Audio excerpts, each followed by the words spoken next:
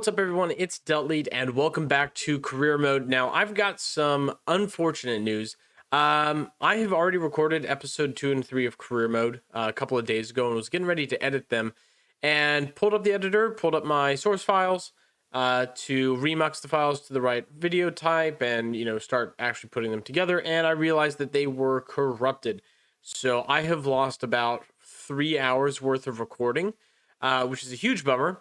But looking back at it and looking at where we are in the career pipeline, it's honestly, I think we're just going to roll with it because all of the things that I did in the past 2 episodes weren't particularly interesting.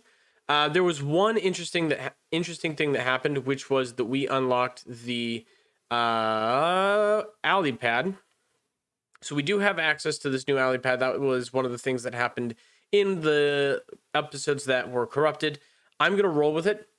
We have a new contract source, a new client, and we did a mission, a pretty unimpressive mission that unlocked this alley pad here. So that's all that has been missed, and I think we're going to roll with it. And what we're going to do for the future of this series is I'm going to cut out or not record sections of the career mode that I think might be a little bit boring to watch. They're fun to play, but maybe a little repetitive or a little boring to watch. Like if I'm going to be launching a bunch of CubeSats, it's just like the same mission several times in a row. That's really not entertaining for you guys to watch. So we're going to be skipping over those and just hitting the major milestones and more interesting missions. So with that being said, we're going to roll on. Let's take a look at the tech tree, see where we are standing here. So we've got orbital maneuvers is one of the things that we unlocked as well. This gives us RCS, which is very useful. And fairings. Those are the 2 big things that we unlocked, are orbital maneuvers and fairings. That lets us build rockets that can really carry payloads into space, in a more deliberate manner, I should say. So we're going to go ahead and we're going to accept this CubeSat mission, which is just to launch a satellite to a specific orbit that it lays out here, and we get a little over $250,000 to launch it. At this point, we've launched several orbital missions already, so should be pretty boilerplate. But I am going to build, I want to build a design for an orbital launch vehicle that is very cost effective, has a decent amount of payload capacity, decent amount of orbital configurations that it can get into with those payloads, and that we can just reuse so we don't have to build a new rocket every time we have some contract to get something into orbit. So I'm going to start with that, and then we will launch this CubeSat into Droo orbit.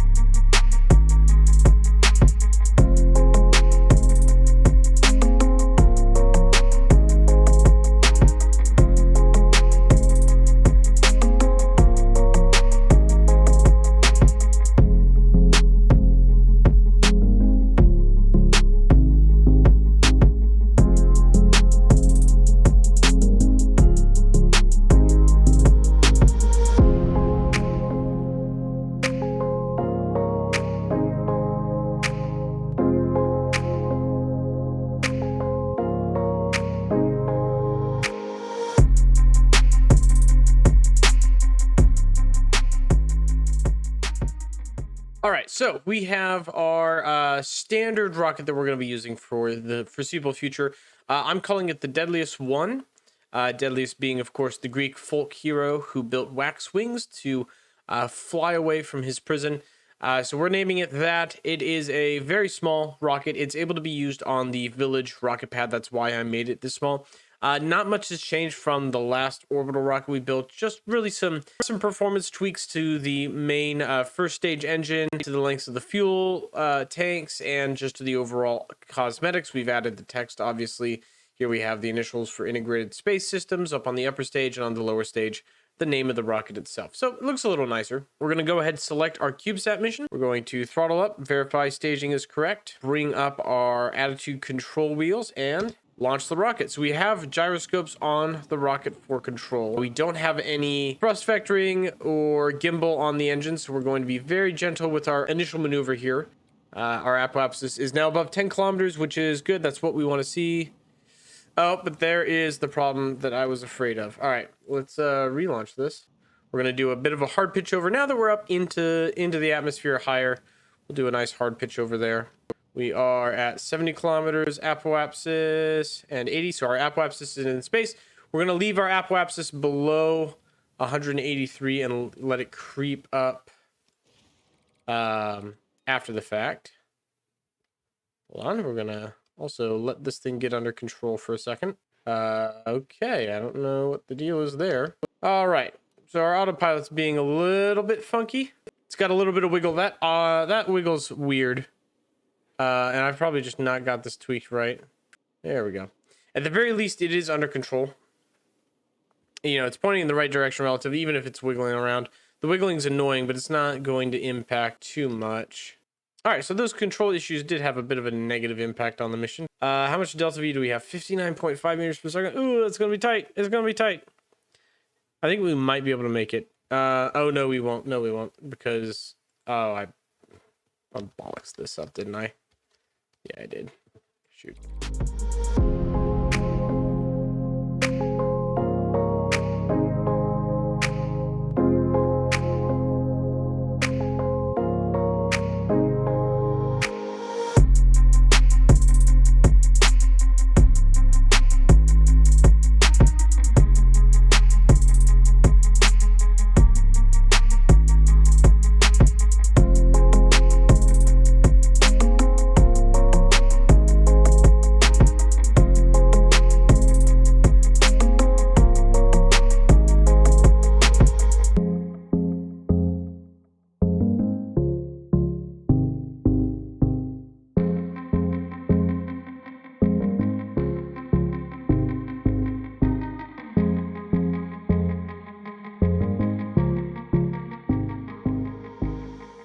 Okay, something's actually funky. It's like wanting to spin in a certain direction. I don't know why. This might be a bug. Honestly, that doesn't make sense. Unless my gyroscopes are jacked up here. That's weird. All right. Well, CubeSat's away. We got the contract completed and the flight. We'll destroy the craft. We'll just keep the CubeSat in the air and we're done. That was a weird one. All right. So now we have a bunch of contracts only from our good friend here. Let's see. Village race. That's easy. None of these pay out a lot. I don't really want to do another fireworks, so I'm going to decline this one. We have another CubeSat mission. This one's up to a higher orbit. We could do that. Shockingly fast could be interesting because this is an airplane one. Short route. We have to drive 5.21 kilometers. Village race. We're going to take these ground-based ones. And here's why. These ground-based ones are pretty easy, and they'll help progress the actual like main mission line. So we're gonna do those, and we're gonna build ourselves a rover here. We'll make something pretty simple. I want something a little bit better than the thing we were using last time. So I'm gonna take a little bit more time to actually make this nice.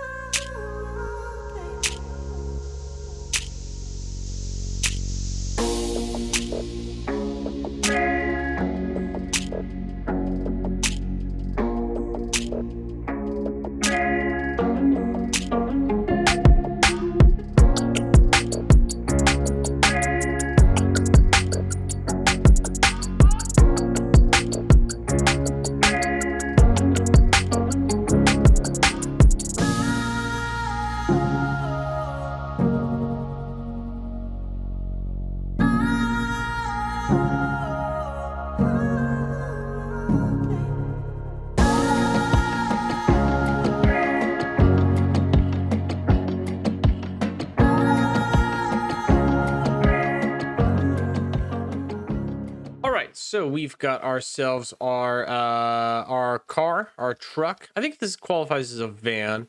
It's pretty ugly. I'm not gonna lie. I think we can make this a little bit better looking, but it should get us around the Juno Village, no issue.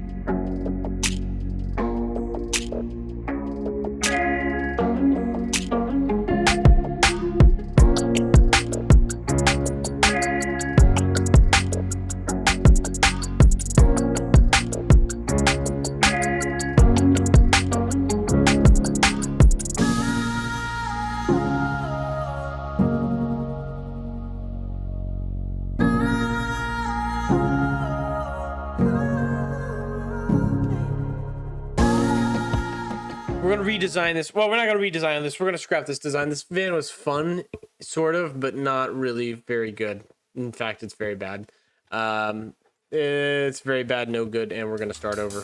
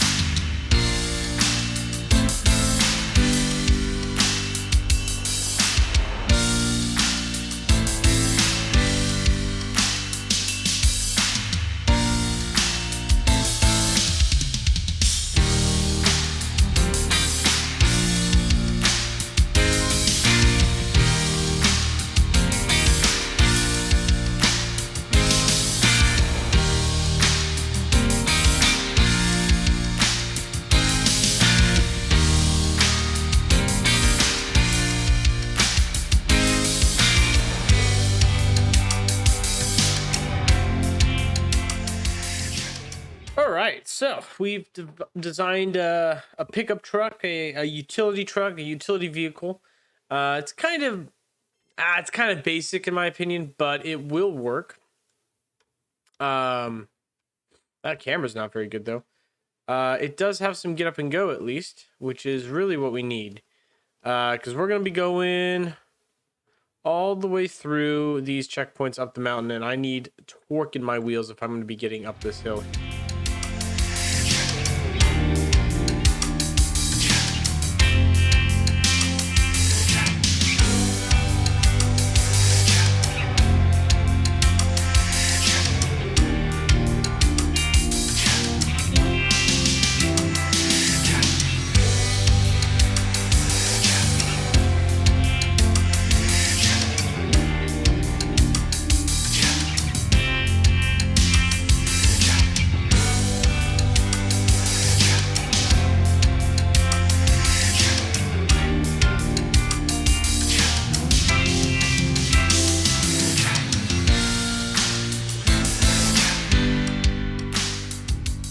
Okay, we're on the ground. Just got to get over here. And we're good. We're good. We're good. We're good. And booyah. Okay, end flight. Recover craft. We lost a little bit of money there because we broke a wheel. So we're gonna take some repair costs, but that's all right. That's fine. We're still doing that one. Let's see. Launch new craft. Go through all the checkpoints. 5.5 kilometers. Yeah, why not? We'll accept that one. Let's okay, honestly, we can do a little bit better. Let's make this a little better.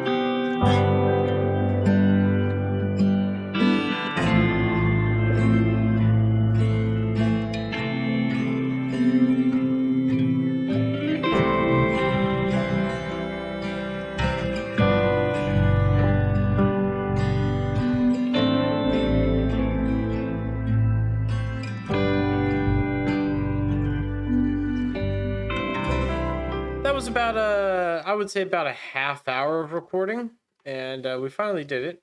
We got there. So this is our new off-road buggy. It's a little cheaper. Similar limitations. It's got plenty of torque though to get up mountains. It's a little bit more controllable. I brought down the overall torque on the wheels.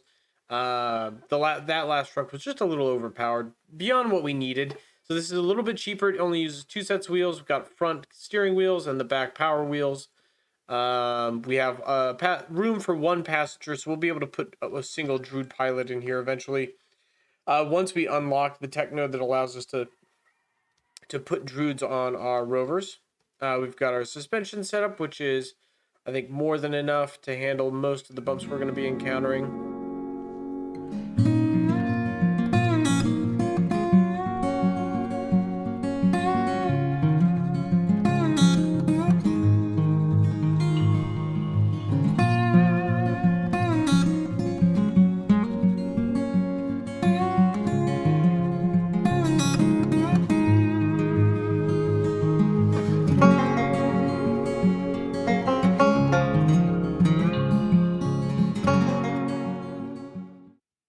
Oh, no.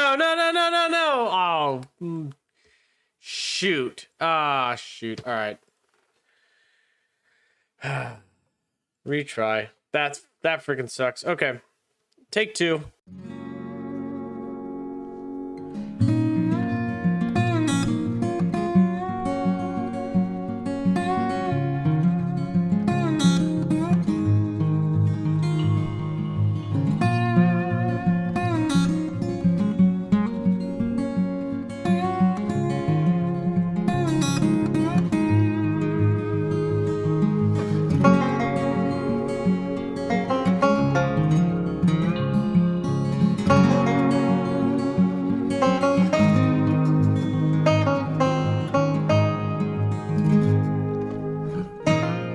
Oh, look, there's a little base camp.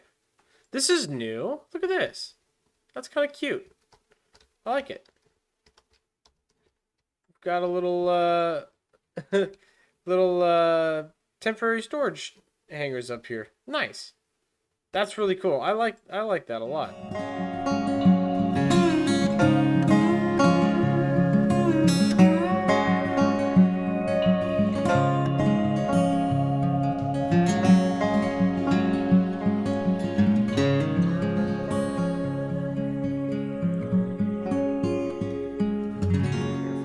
Boom. All right, completed the contract. End flight, and we will cover our rover. It is village race time. Let's see what we've got here. There we go. All right, and we've got our slightly better position camera. Top speed 9 meters per second. Not terrible. 10 meters per second on a sprint. I feel like we're pulling to the left a little bit, which is a bit annoying, but we can definitely compensate for that.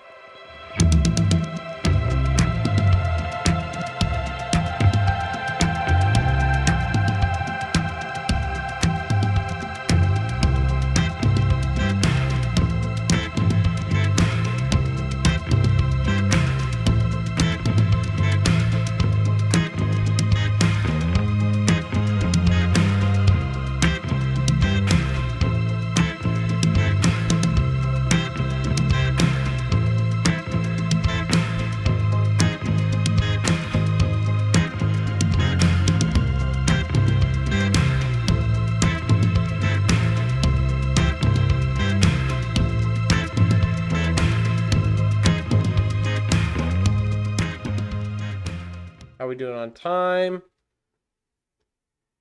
So much. We're doing so good on time. Boom. So we have an option to get into a heliosynchronous orbit. That's a good one. We could also do some of the air contracts, but honestly, I think it's time that we move on back from our ground contracts to our space contracts. But I will leave that for the next episode of Career Mode.